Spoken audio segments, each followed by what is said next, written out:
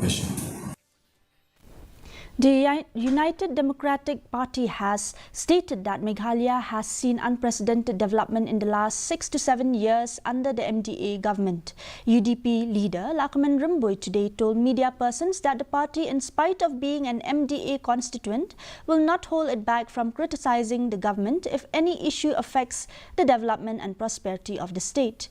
He said that the UDP, which is the oldest regional entity in the state, is trying to strengthen and expand its base before the next election.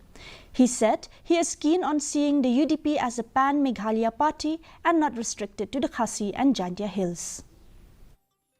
There is no question of anything which hold us back. If there is any issue which we have to criticize the government, we will do it, because we are here to see that to strengthen the democracy, to strengthen the governance of the state. So whatever thing which we see that it affect the development of the state, it affect the prosperity of the state, we will not hold back. We will criticize the government, we are a coalition partner. The by-election in